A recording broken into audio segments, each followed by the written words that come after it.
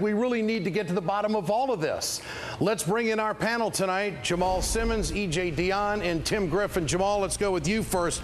How dogmatic, should I say, should the Obama administration be to get to the bottom of this? I mean, are they weighing public opinion on this, or are they really going to seek out the truth?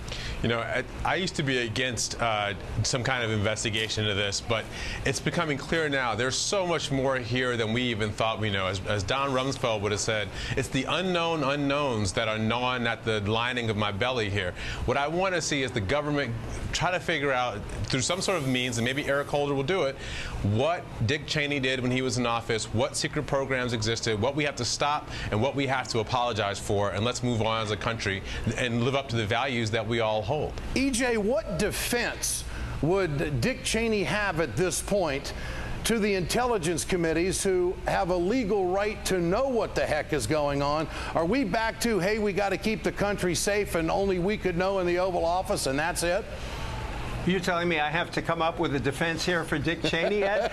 I think that, you know, I think their argument would probably be something like, this thing was really sensitive and we couldn't trust him, but that's just not what the law allows them to do. I think it would be simple enough for Congress itself at least to figure out, did then Vice President Cheney tell the CIA not to tell Congress about this? Because that is a serious problem. And as you mentioned earlier, it goes back to the whole controversy over Pelosi. It really does begin to look like in those years the CIA wasn't leveling with Congress on everything, and it's important that Congress be informed.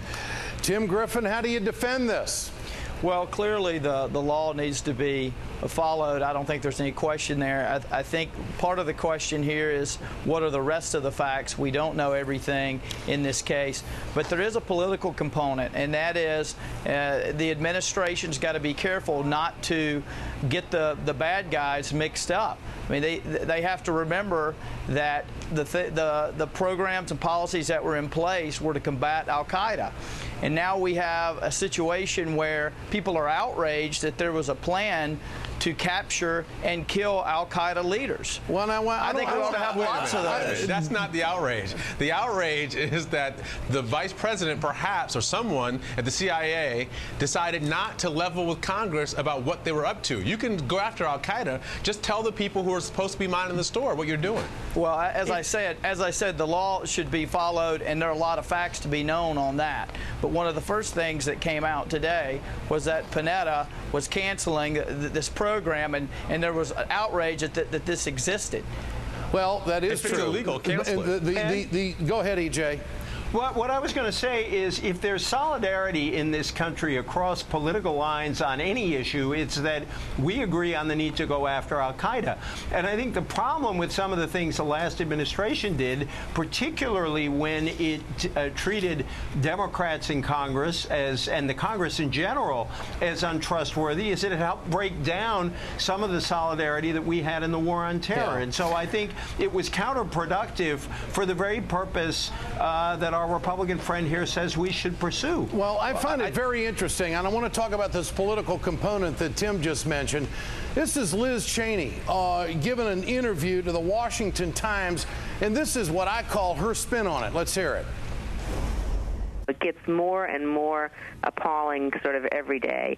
It looks to me like you had about 6 or so Democrats up on the Hill decide that they were going to politicize this intelligence. I think they're very worried about Speaker Pelosi, so they got the idea, it looks like, that somehow this briefing by Panetta was something they could use to try to provide some cover, I suppose, for the speaker.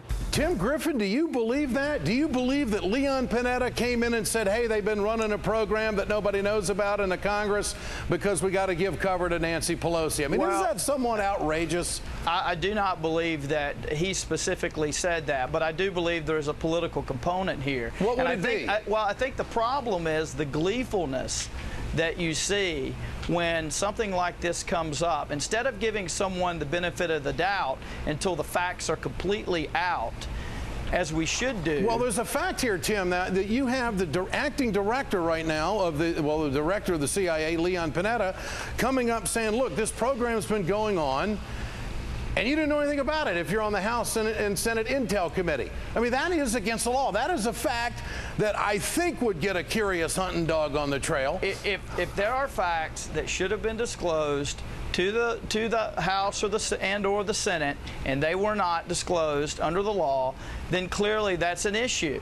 But I think there's so much here that is not disclosable because it is confidential and classified. Even to the Intel committees? Well, I'm talking about in the public domain right now. It's hard to reach a substantive conclusion at this point. All right. I think it's the gleefulness at which many people are demonstrating their after this came out. I don't know if it's gleeful or not, but I know the American people aren't too happy about the fact that there was a secret program going on that people who were supposed to know and in on the know were not briefed on it at all. EJ, what do you make of Liz Cheney's comment there, politicizing it the way she did? You know, Tim used the word gleeful. A, I don't think anybody's gleeful. B, the person who is least gleeful is Leon Panetta, because he is trying to do two things at once, and it's really tough. He wants to lead the CIA.